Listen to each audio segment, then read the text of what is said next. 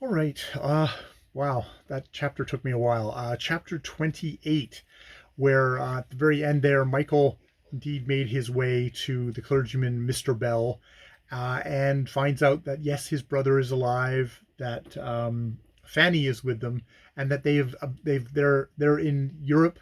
They were in Paris and are now going to Italy, and that Edward is completely healed, a strong, strapping 20-year-old. Fanny apparently is a just gorgeous, gorgeous beauty, and they're both extraordinary, extraordinary people. That Miss Brotherton is just super happy to have kind of endowed with all the gifts and everything, and you know, and and and and Michael is given a letter where basically it's helpfully explained that they haven't become lovers, which would be a major block to him probably wanting to intrude himself upon the thing.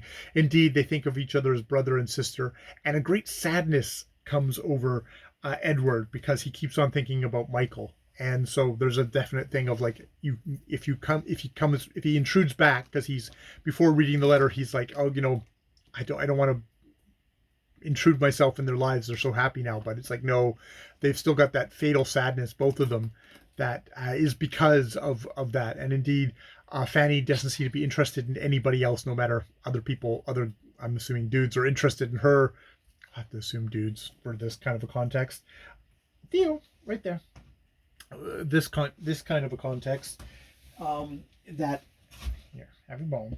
That her heart is buried in Michael's grave, I think is how it's put. So there's all the stuff of like, yes, he needs to go back. And at the end of the letter, she says like, oh, and give my best regards to poor Martha Dowling. And it's apparently poor Martha Dowling because her mother died, and uh, the major asshole of the book, Matthew Dowling, has married Lady Clarissa Shrimpton, the woman at the very beginning of the book who insisted that Dowling adopt or take in as a ward poor Michael and start his miseries. Apparently she's really put the hammer down on poor Martha, who is also still suffering from all the horrible guilt of having apparently killed Michael by her actions, enabling her father to do it. And it's like, oh, I need to, and it's like Belle's like, you need to get word to her that you're alive, and it's like, yeah, but um, if Sir Matthew finds out, won't it be back to the Deep Valley Mill? Mister Bell seems to be fairly sanguine about this, even though we've seen like an overseer at the factory go, oh, we want to catch him. When he was told by that girl, it's like, oh, that's Matt, that was Michael Armstrong. He was like, oh, we should get him. So he's kind of walking back in, but he's going to try and apparently go and see Martha, let her know that he is alive. I guess we'll see how that works out, and if it bucks up thing.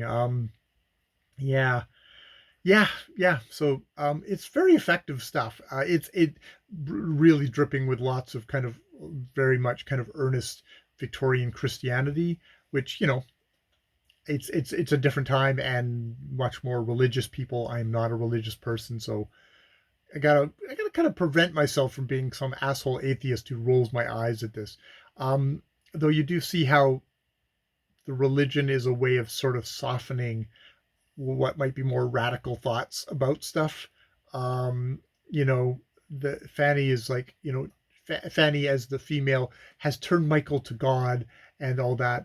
There is also the thing of like Miss Brotherton's like, okay, you've helped these just two children and really, really helped them, like completely raised them in luxury, given them the best of education and all that stuff. It's like, have you been doing anything in general terms? Hopefully she has. But she seems to have just kind of left the country and just raised these two, and that's the only kind of thrust of her efforts. It's like you would kind of hope that there was more going on there. And indeed, maybe there is. We only know about what her efforts with the children are, but it would be kind of shitty if it was only them. And you kind of think, and like, how do Fanny and Edward feel about this? Are they doing anything to kind of help the factory children that they got away from, or are they like, I got mine and I'm out, so I'm enjoying all the fruits of our kind of windfall of Miss Brotherton. So yeah, that is chapter 28 of Michael Armstrong, Factory Boy. More videos later.